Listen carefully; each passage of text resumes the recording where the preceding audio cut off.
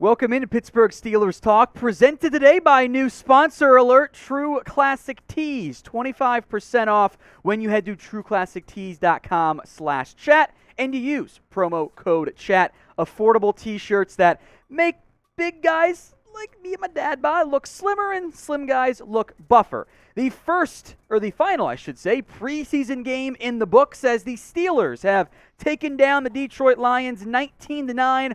Of course, we don't really care that much about the end result, although, yay, Pittsburgh won, that's awesome, and they went 3-0 in the postseason, or in the preseason, that's all fine and dandy. We care more about some particular takeaways from that game, beginning with injuries. Pittsburgh played their starters a lot in this game, especially compared to other NFL teams, and there are some troubling injury notes to take note. First of, TJ Watt left the game, apparent knee injury. Doesn't sound that bad. Neither does it sound that bad for Diontae Johnson. He suffered a shoulder injury. Watt got hurt on the same type of play that Kayvon Thibodeau did, a little cut block, went low. Hawkinson did. Watt a bit slow to get up. Johnson landed awkwardly on his shoulder. Mike Tomlin said, per the CBS broadcast at halftime, that had it been a real game, they might have been back out there already. And there was no long-term concern for either guy. That was concerning because you don't want injuries at all in the preseason. Damontae Kazee, meanwhile, well, he maybe has a more severe injury. Wrist was what was said. Had that left arm kind of like in an air cast. That's a red flag for Damontae Kazee. Roster cutdown day is coming on Tuesday, so decision time is just around the corner in terms of how long is he going to be out for. He could be an IR candidate now with that unfortunately timed wrist injury. What I want you guys to do, though, is send some good vibes for TJ Watt, Diontae Johnson, Damontae Kazee, and any other injuries we didn't discuss or know about today by liking the video. We're going to send some positive energy out into the universe for those guys. Like the video right now. Let's get to some of my top takeaways. I got 5 plus 5 bonus ones at the end.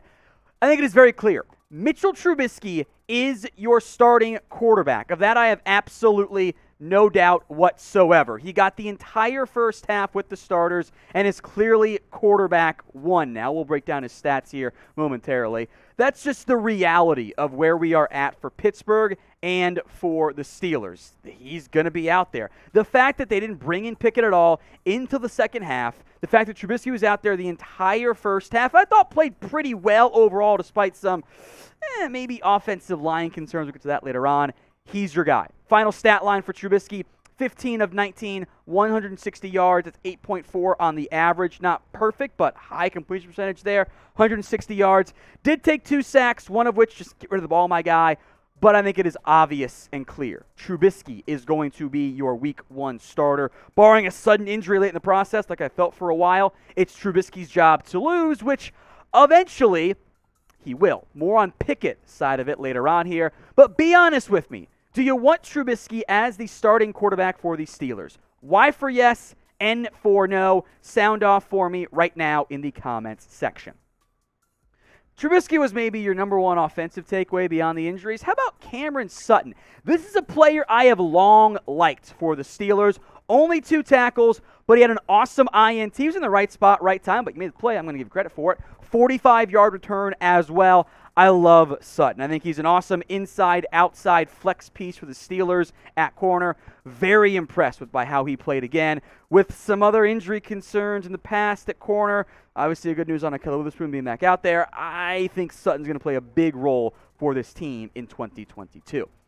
Now, if you're like me and you are maybe a bit ashamed by it, you got a 9-month-old at home, the dad bod is real for you. The man boob's a little bit more maybe than what you'd like as well. True Classic Tees is perfect for guys like me. The shirts that fit me don't actually fit me, right? They're too long here. They taper off weird. They get short. I show too much of my gut. I don't like it very much. True Classic Tees are designed to fit everybody. They make bigger guys look a little bit slimmer, and slimmer guys look a little bit more buff. 25% off all of their inventory when you head over to trueclassictees.com/chat and you use promo code CHAT. It should be automatically applied, by the way, but add the promo code just in case you need it. The t-shirts look good, they feel good as well, and they fit good. I'm a big fan of the look good, feel good, play good mindset, and that works for my job as well. trueclassictees.com/chat. Use promo code CHAT as well. Now for a bad thing. The offensive line, I am worried about it, especially early on. They got better as the game went on. That 2-minute drill I thought was really impressive for the entire offense late in the first half. I have red flags on this offensive line. 6 drives for 178 yards in the first half, 92 yards at the end, made it look a lot better than what it was. There were way too many penalties. You didn't open up many holes on the ground game. We saw the 800s in pressure, right? He bull rushed. I'm pretty sure it was James Daniels. I don't like that very much. He's supposed to be your new big sexy piece addition on the offensive line, who I liked a lot for Chicago. At Iowa, didn't fare very well, I thought, in that game, based on the live copy. I'll go rewatch because I have no life. But there were 3 penalties on one drive. You cannot have success on offense, let alone sustain success, when you're committing penalty after penalty after penalty. That has got to get dialed in for Pittsburgh. So be honest with me once again. What is your confidence level in the offensive line? Scale it for me from 1 to 100. 1 meaning you have, oh boy, it's going to be rough here. 100 being, Tom, you're freaking out over nothing. This is going to be the best offensive line in NFL history. It's somewhere in the middle. Maybe not the 100 side. Let me know in the comments section. A lot of offensive takeaways because, it's offense. It's sexy. I think Jaylen Warren is RB2. Maybe that was kind of already a thought by many. And it's not so much because of what Warren did in this game. He only had 7 carries for 11 yards. That's an average of 1.6. That's bad, ladies and gentlemen. A long of 5. But he looked good in previous games, looked good in training camp overall. The O-line didn't do a great job run blocking. I'm not going to read anything into that. We're talking 1.6, 2.5 for Najee Harris, whatever. Harris, again, had by the way, quick aside, he had an 11-yard carry and 10 yards total. It's the Steelers' offensive line for you. But Warren was the second back to enter the game. McFarland and Snell came in after him. And that is a very clear sign to me. He's making this team, and he's he's RB2. I think Warren has that job, at least for now, in Pittsburgh. Now, we have hit 16,000 subs. Thank you all so much. It is not possible without viewers like you. Thanks, PBS. But we have free videos for you guys every single day. So if you haven't already, please, let's keep growing. Hit that big red button and subscribe. My last note, maybe the Lions do trade for Mason Rudolph. Again, not because of anything Mason did. He didn't get in until very late in the game. He was 0 for 3 with 0 yards. Whatever. I'm not even worried about it. He looked really good in the first 2 preseason games. It's more because of what Kenny Pickett has done and what the Lions showed. Pickett was 10 of 14, 90 yards. He again was QB2. He is your QB2. That job, I think, is locked in. It is Trubisky, Pickett, Mason Rudolph. The Lions, meanwhile, David Blau kind of recovered after a slow start. He went 17 of 32 for 160 yards, 1 score very late in the game. It's an average of 5.